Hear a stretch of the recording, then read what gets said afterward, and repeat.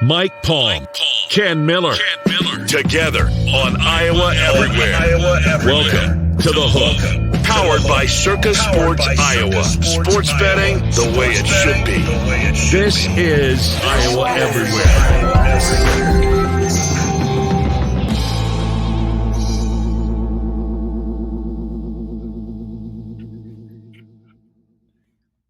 And hello again, everyone, and welcome to another edition of The Hook. That's Mike Palm, Vice President of Operations at Circa Sports.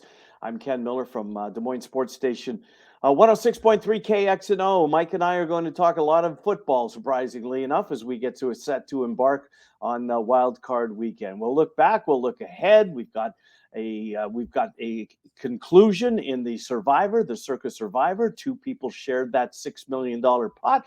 We'll get into that as Mike joins us. Mike, good to see you as always. You know, when it comes to weekends in Las Vegas, what is Wildcard Week? I guess where does Wildcard Weekend kind of stack up amongst the other big weekend events in Las Vegas?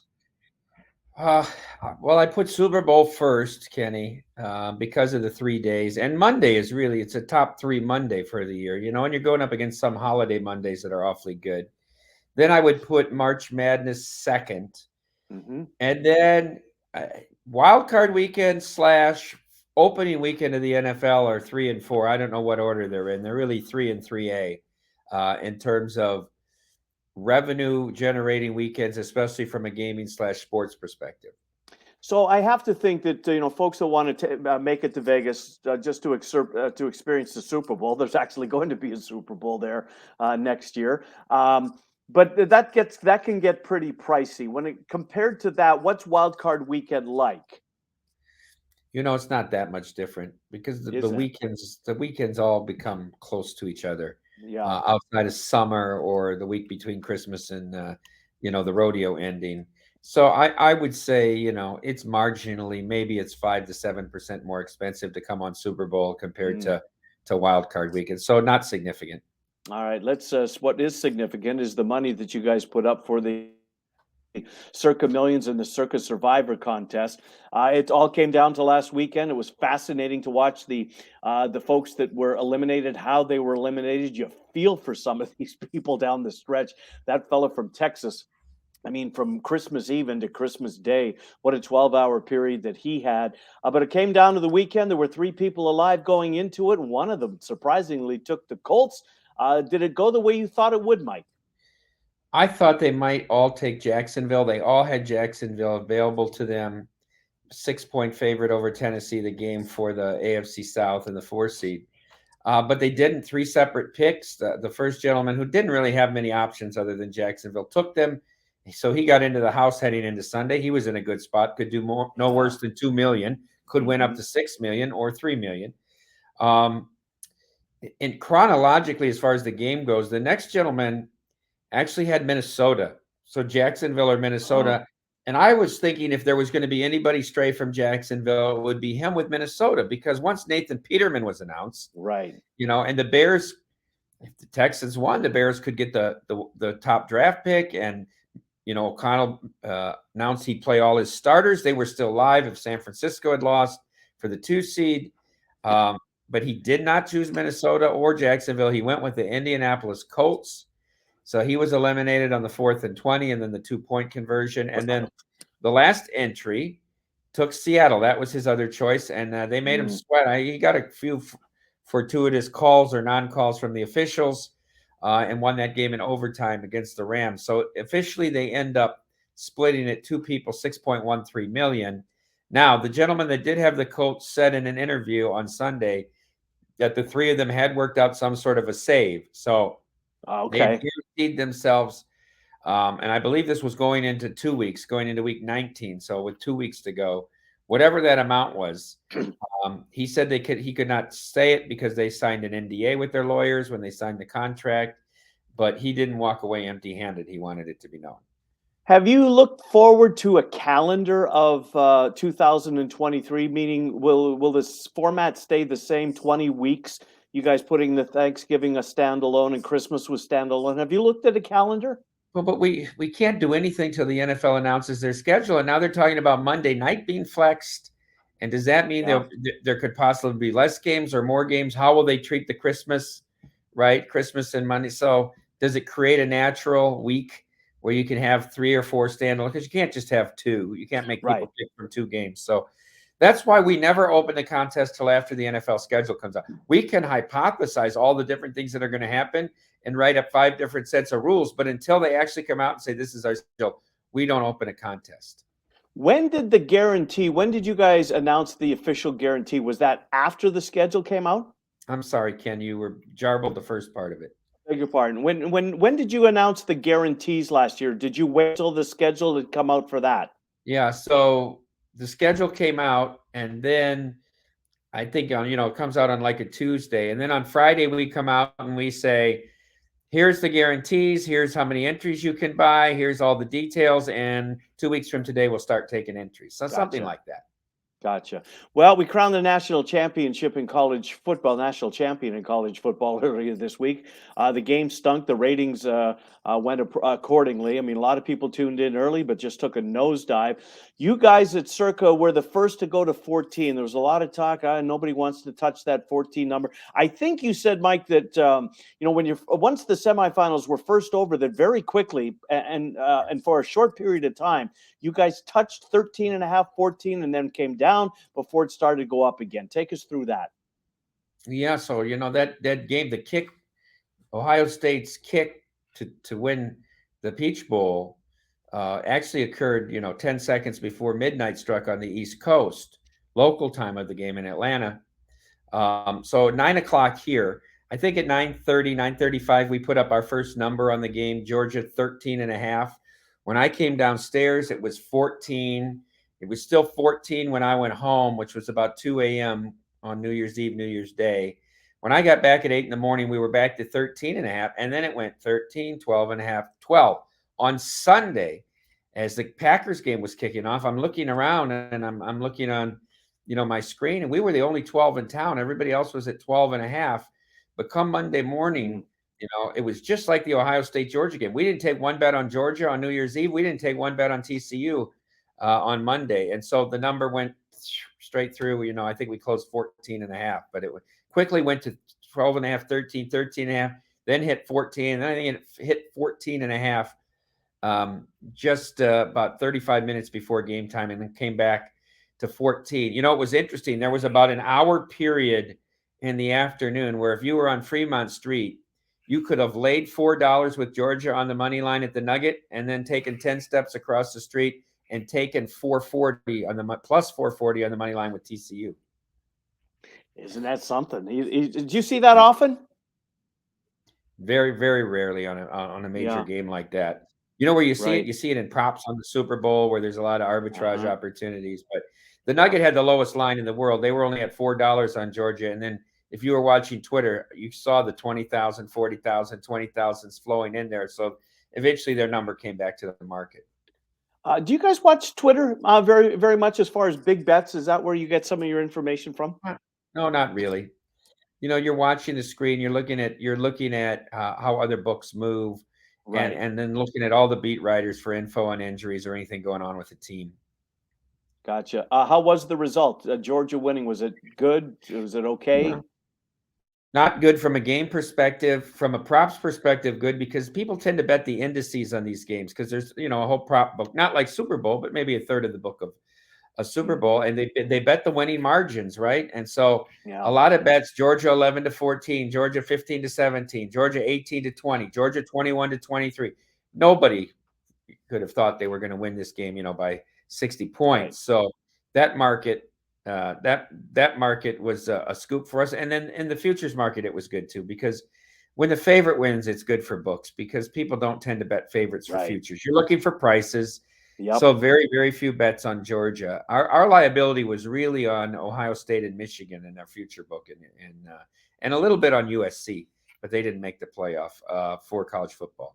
So, you had a good weekend. You were going to have at least be able to scoop up the futures with Ohio State and Michigan both watching the final going into it. Well, let's get to the NFL. I asked you this last week, Mike. Games that don't matter, that have nothing to do with the standings. What did the theory hold that I don't know how you would bet those games. Was my take. What kind of was it? A busy weekend? Week 18 was it a busy week or no? So Sunday was, but we factored in futures. But Sunday was the biggest right day that we've ever had. Wow. But wait, now 2 factors. We graded the futures for playoffs and for divisions, so that comes into the right. Mm-hmm. And then also the hedging on both the millions and the survivor. Mm-hmm. So that kind of artificially propped the total up. But it was an 8-digit right for us on Sunday. What did the winner who won the Circa Millions? What was his winning percentage? How many games did you're asked to pick 5 a week? Do you remember his winning percentage? Was it above 70 this year? Well, there was 90 picks, right? Yeah. And I think no, it wasn't above 70 because I think they wound up with 62 and a half points out of 90. And I think they had like 5 ties. It was amazing. I think they were the team, Kenny, with the most ties. Yeah, 69.5%, 69.4. So close. That's it seems like, I remember talking to Trent about it, and he entered the contest. My radio partner, Trent Condon, for those of you who don't know, 11-1 in Central Iowa. He thought you would have to get to 70% in order to win this contest. That's probably a pretty meaning an accurate number to shoot for if you're going to be in the money. Yeah, well, and the money is usually around 63, 64% to get in the money. But the more people you get in these contests, the more likely it is. I know one year I think it was 71.5%. Obviously, it's just the law of big numbers. The more people that are in, the higher it's going to be on that scale. What's going to win it? We'll get to the games themselves in a moment. I want to take a minute. I love the exactas that you guys put out there. The exact finish in the Super Bowl. So it brings my horse racing affinity into things. It allows me to find a key team. I like to find a key horse when I'm betting exotics on a horse race. So and my love of sports betting. So it kind of brings it all together. I've really gravitated to these bets. I told you on our MediaCom show how I go about it. I try to find. I don't think there's any other team other than San Fran or the Eagles that can represent the NFC. So I'm going to work backwards from there and put a couple of AFC teams in front. Your advice was, you know what? Try and eliminate one of the NFC teams and then put 3 over one. So the Bengals, the Bills, and I'm throwing the Chargers in over, say, the Niners instead of having to include the Eagles. If I have to include the Eagles, which I did that for half of the original bet. So if I was betting $100 Bengals to Niners, I'll bet 50 Bengals to Eagles as a bit of a saver bet. Pretty good strategy or no? No Chiefs, huh, Kenny? No, I'm throwing them out, Mike. I can't go with you with the Chargers. I just can't do it because that organization to me is just I've said it strongly in saying losers, but it's I watched Marty Schottenheimer win 13, 14 games and couldn't win the divisional game, right? So and then your boy Elway. Yeah, I mean they couldn't get it done. I question the head coach as well. Why the hell was the starters in the fourth quarter last week? Yeah. Got Mike Williams banged up. He's not practicing. So anyhow, I would do it that way. If you like San Francisco more than Philadelphia, and then you're going to take 2 or 3 teams and put them over there, I'd box them a little bit too. I mean, if San Francisco wins the Super Bowl, you don't want to be empty here. But true. Maybe you go. Let's just say you went $100 Cincinnati Buffalo over San Francisco, $50 Cincinnati Buffalo over Philadelphia, and then boxing for 25 or something, something like that. Yeah, it's like an exact in horse racing, right? So first 2 in the exact order. If you bet 1-2 and it comes 2-1, you're throwing your tickets on the ground. So I love that. I love it. Do you have one that you like more than the other when it comes to the exact? What's your exact Super Bowl matchup? Oh, it seems that every time Cincinnati makes a Super Bowl, San Francisco's there waiting, right? And I think that maybe we get it for part 3 of our life. Wow. We've seen it twice, right? Yes. We saw it after the catch game where they finally upended the Cowboys, and then they played after Cincinnati beat San Diego and minus 30 degrees in Cincinnati. Then they met in Detroit in a very cold day. Then we saw it on that drive where Montana hit Taylor at the end to beat Boomer and the Bengals. And I think maybe again you might see the 49ers and the Bengals hooking up. I think the most underrated thing that we don't talk about from a handicapping perspective this season in the NFL is Cincinnati's defense. I think Cincinnati's defense is clearly superior to Buffalo and Kansas City. I think they're a much better team than they were when they went to the Super Bowl last year. I think they got a little lucky last year. Now, I think they get unlucky this year and that they don't finish this game. Personally, I think Buffalo-Cincinnati should be a neutral site game too. If Cincinnati would have won that game at home and they were leading, they'd be the 2 seed, not Buffalo. Right. So I would have said any combination of Kansas City, Cincinnati, and Buffalo playing in the AFC playoffs should be played on neutral sites. But that's not happening. Only the championship game if it's Kansas City, Buffalo. And then of all places, Atlanta. I don't get that at all. I mean, they don't even come to watch the Falcons. They watch Atlanta United more than they come out to watch the Falcons. Yeah. But I guess everybody will fly from Kansas City and from Buffalo down to Atlanta for the game. Yeah, I mean, I don't know the driving distance. It's seemingly is it in the middle? I mean, this is my Canadian showing. I apologize. Oh no, but they've said I think it's a 3.5-hour flight from both, so it's not really driving distance. No, but my choices would have been number 1, Miami, because I think outdoor teams should play outdoors, and I don't think you're not going to put it at a cold weather venue if you're going to put it outdoors. The second choice would be Las Vegas. I mean, at least it's a natural grass field. And Mark Davis is the one who even came out and said Allegiant Stadium's the greatest neutral site in the whole NFL. Yeah, and he wants to change that. How's he? I know that the Tampa Bay Lightning, when they were beginning their Stanley Cup runs, didn't they try to eliminate opposing fans getting into their building? Well, the Knights don't let you sell your season tickets in the playoffs. They're non-transferable. Your season tickets. So season ticket holders have to come. And in playoff games, no one that sits in the glass section is allowed to wear jerseys of the other team or paraphernalia of the other team. They have playoff rules. Yeah. So what if somebody did? They wouldn't kick you out. They just make you take it off, I'm guessing, right? They'd make you take it off. Yeah. But what does Mark Davis expect? They have the highest season ticket prices, highest ticket prices in the NFL. And you're in a city that's the number 1 tourist city in America, and that's occupied by 70% of the people are transplants from somewhere else. What do you expect? Yeah. Although when I turned the game on Saturday and I saw it was all red, I was shocked. I was a little shocked. Yeah, I thought it would be more 50-50. Yeah, I remember when the Golden Knights first came on the scene. That's what was kind of like as far as NHL fans. If you wanted to follow your team to a road game, you want to go to Vegas. Why not? Absolutely. And those people, Edmonton, Calgary, Winnipeg, they all came down to get out of the Canadian winters and come down too. I mean, very well. You'd be downtown when the Oilers were playing, and you'd see more Oiler jerseys than any other team, football or hockey or anything. I want to save a minute for the NHL as we normally do in this. So let's talk about the numbers right now in these games. Let's start with Saturday, Seattle and San Francisco. You guys have right now San Francisco 9.5. The late game Chargers, they're a favorite. They're a road favorite, 2.5 for them. Let's start with the early game. San Fran, Brock Purdy's story marches on. It's going to be, I mean, it's a very tough ask, I think, to get the Seahawks to advance out of this round. Don't you? I worry about weather, Kenny. They're saying very bad weather in San Francisco Saturday afternoon, storms and wind.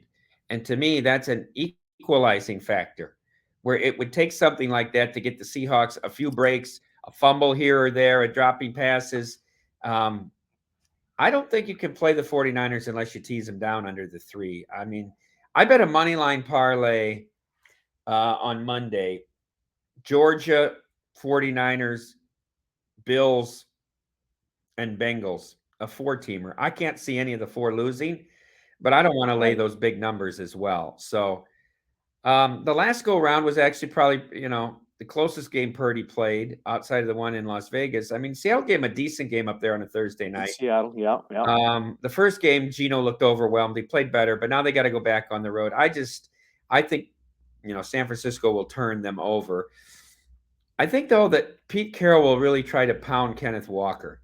Here's Kenneth Walker, especially if the weather's bad, who played at Michigan State in the Big Ten in terrible, cold, rainy weather on grass. So he could be a big weapon. For me, it's a tease, and I've got a money line play. I'm not interested in 9.5 or 10, and I would lean under. Yeah, I think so too, especially with the weather forecast being what it is. So let's go to the night game. There's a lot of Jacksonville love out there. I mean, how about this? Back-to-back weeks, prime time for the Jacksonville Jaguars. What kind of number could you've got on that prior to the season starting that would happen? But look, Trevor Lawrence is starting to figure it out, I think. This is one of those teams. They got the right guy as the head coach now in Peterson. He's made a world of difference there. I'm sticking with the Chargers. I can't get off of the Chargers now. I've got I've got them north of 30-1. I'm a big Justin Herbert guy. Austin Eckler, the real deal. Bosa. I wish I had the other Bosa, but they're both good. This good football team, Mike. If you had to make a play in this game, would you take the 2.5 with the home dog? I don't. I would say pass. I don't know. Look, it's strange, the number. We opened at 3 Chargers. They bet it to a pick and now back up to 2.5. On what news? There's really no news coming out of the game. I can't trust that coach. If I were a Chargers fan, if I'm a lifelong Chargers fan, I would hope that they get beat 58-0 on Saturday. They fire Staley and hire Sean Payton. That's what I'd be hoping for. Yeah. Because I think the AFC is too tough. Even if they win this game, I don't know that they can play with Kansas City. They can play because they do it in the division. They don't beat them, but they play with them. But I don't know that they're going to go to Buffalo or go to Cincinnati and be able to get through the AFC. Anyhow, I'm an under guy, but I guess if you held a gun to my head and said you had to bet something, I'd probably bet it over. Let's go to Sunday. Buffalo's a big favorite. 13. What are you guys at now? You're at 13.5 now. Right. Yeah. 13.5. Buffalo favored over Miami. Skylar Thompson, who I have no idea how they won that game last week, but they did, and here they are. Your thoughts? Yeah, I think it goes to 14, Kenny. It was 10.5. They said Tua's might play, and it went to 8.5, and then an hour later, Tua's out and went to 12.5. Now 13.5. If it gets to 14, you're almost obligated to take the Dolphins, aren't you? So. Yeah, 14 in a playoff game, but no, I don't. Skylar Thompson. I don't think they'd be any better with Bridgewater. I don't know if either quarterback gets through the whole game, and I don't know if Tua ever takes a snap in the NFL again. I don't think that's an unfair opinion. I really don't. I mean, he's got to do what's best for him, and he's had a couple of huge brain injuries because, after all, that's what a concussion is. Minnesota and the Giants. This game opened at 3. It remains at 3. A lot of Giants love here. Of course, we've seen the Vikings, what they've done. They win close games. This promises to be a close game. Your thoughts? Yeah, I like the Giants with the 3. I've already bet this. I thought the Giants might be more of a public dog. I thought this number would come down to 2.5. It hasn't, which I like.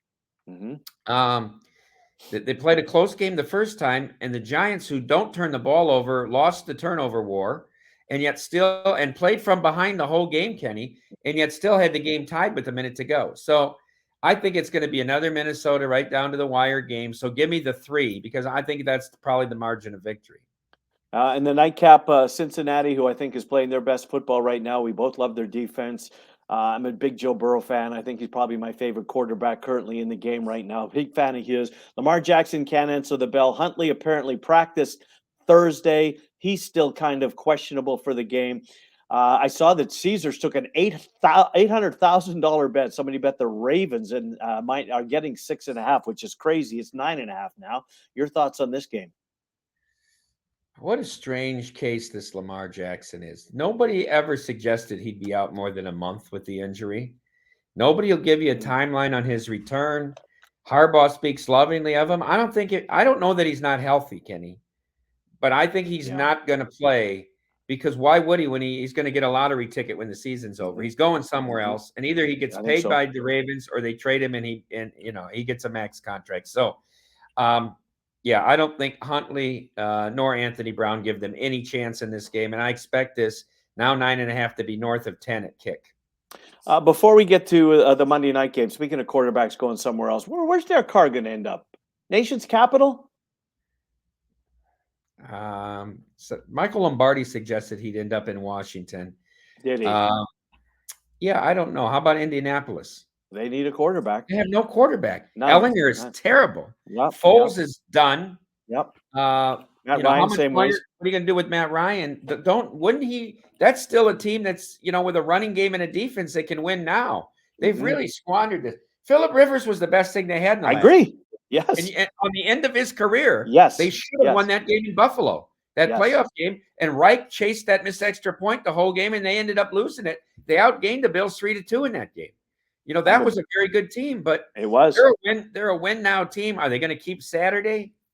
I don't think so. Did he survive the Rooney Rule? I don't know. David Shaw's on the tour right now. Somebody going to hire David Shaw? I guess I would suspect so. Yeah, Condoleezza Rice and her ownership of the Denver Broncos and her Stanford ties. I mean, I could see that happening. Why would David Shaw want to go there, though? I'm with you. Why would anyone want to go there, Mike? Who's in a worse situation? I'll give you 3 teams. You tell me where you'd want to be the head coach. Well, I'm a Broncos fan, so. Well, Denver, Arizona, and the Rams are all horrific situations to me. With their quarterback contracts. Well, you're tied to Russell Wilson and Kyler Murray. Tied to Kyler. And the Rams have no draft picks for the rest of our life. So, I mean, but they got the ring. Your life, maybe not mine. But, thank you.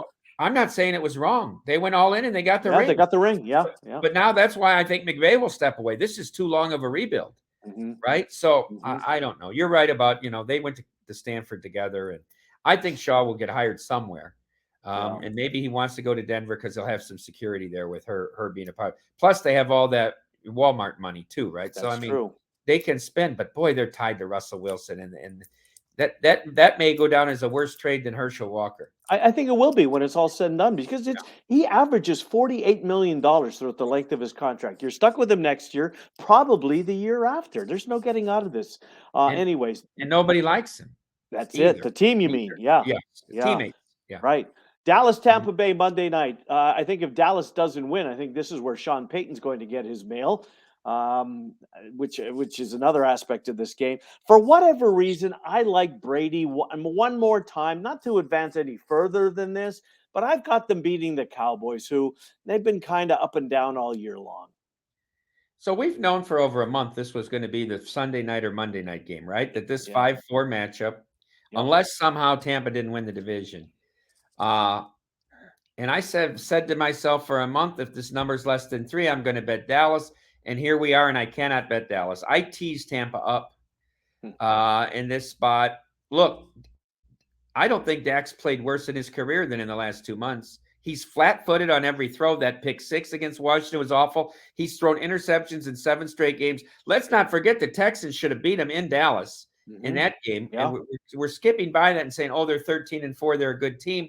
Oh, and by the way, Brady seems to have rediscovered Mike Evans. We're the deep threat. Right. If I'm Tampa, I run the hurry up a lot in this game. They've been very effective in the 2-minute drill all year. Not so effective when they get, they take 30 seconds and get under center and go slow. But I'd be running it a lot. I mean, it all comes down to, can they get to Brady? Because Dallas's secondary doesn't hold up if they can't get to the quarterback. Right. If Brady's got a pocket here, I'm with you. I think Tampa wins this game. Let's finish up on the NFL this way, and I want to spend a minute on the NHL with you. Futures market. You guys are going to have Circa squares up there. We'll get to that as we get closer to the Super Bowl. That's incredible fun for everybody. If you don't have to bet on sports, if get everybody involved.